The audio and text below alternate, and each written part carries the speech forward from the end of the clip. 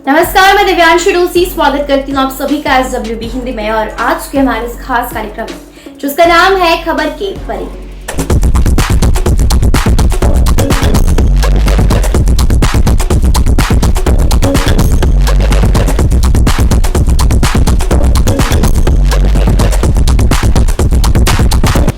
अफगानिस्तान में तालिबान के कब्जे के बाद भारत के कूटनीतिक गलियारे में गंभीर चिंता नजर आ रही है।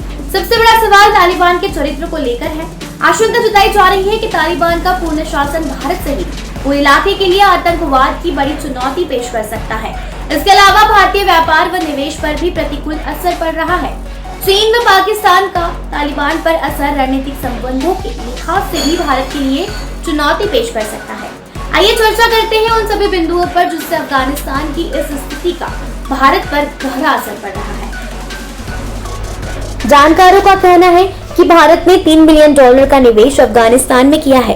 उसकी सुरक्षा और चाबहार के विस्तार जैसे मसलों पर नए सिरे से रणनीति बनानी पड़ेगी। पूर्व विदेश सचिव शशांक का कहना है कि हमें पहले ये देखना होगा कि तालिबान किसी समझौते के तहत काबुल पहुंचा है या फिर वो बंदूक और आतंक के दम पर सत्ता हथियाने में सफल हुए हैं। अगर उन्होंने आतंकवाद का सहारा लेकर कब्जा किया है तो भारत सहित यूएन के तमाम देशों को सत्ता खारिज करनी होगी। साथ ही साझा वैकल्पिक योजना तय करना होगा। इसमें वित्तीय मदद पर रोक सहित अन्य विकल्प शामिल हैं। शशांक ने कहा कि तालिबान के साथ मिलकर चीन और पाकिस्तान क्या रुख अपनाते हैं देखना होगा, लेकिन हमें अपनी रणनीतिक हित को देखना होगा। हमें अपने लोगों की सुरक्षा को प्राथमिकता देनी है, फिर इस बात का दबाव बनाना है कि हमारे तैयार किए गए ढांचे नष्ट न हो। शशांक ने इस बात की आशंका जताई है कि अगर तालिबान ने पूरे कट्टर तंत्र को अपनाया तो कश्मीर के लिए भी ISIS की मिलीभगत से नई सुरक्षा चुनौती सामने आ सकती है। साथ ही POK में चीन अफगान के जरिए BRI के विस्तार की योजना बन सकती है। अफगानिस्तान से अमेरिकी सैनिकों की वापसी के बाद वहां जैसे हालात बने और जिस तरह तालिबान ने एक बार फिर वहां की सत्ता पर कब्जा जमा लिया है, उसे लेकर अमेरिका और अमेरिकी राष्ट्रपति जो बिडेन को आलोचनाओं का सामना करना पड़ रहा है। अमेरिकी राष्ट्रपति ने इसे लेकर राष्ट्र को संबोधित किया और अफगानिस्तान के मसले पर चुप्पी तोड़ते हुए अपनी बात रखी है।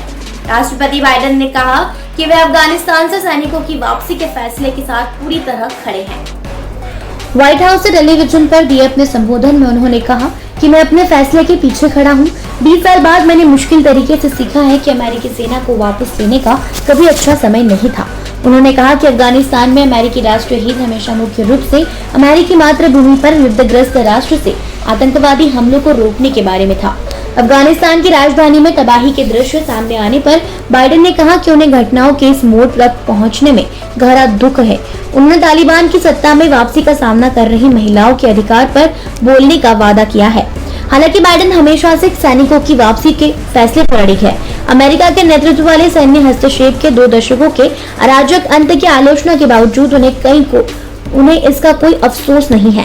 बाइडेन ने कहा कि मैं अपने फैसले के पीछे खड़ा हूं।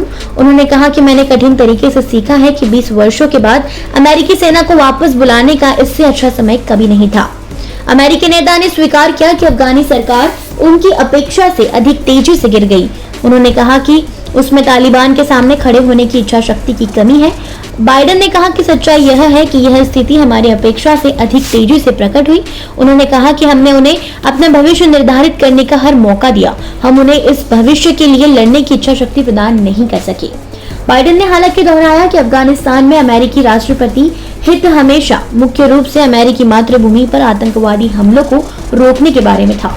अमेरिका किसी भी देश से उत्पन्न होने वाले किसी भी आतंकी खतरे के खिलाफ जल्दी ही और कोई निर्णायक रूप से कार्य जारी रखेगा।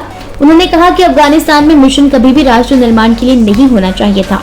अमेरिकी राष्ट्रपति ने तालिबान को काबुल हवाई अड्डों पर हजारों अमेरिकी राजनयिकों और अफगान अनुवादियों को निकासी को बाधित न करने की धमकी नहीं देने की सख्त चेतावनी दी है।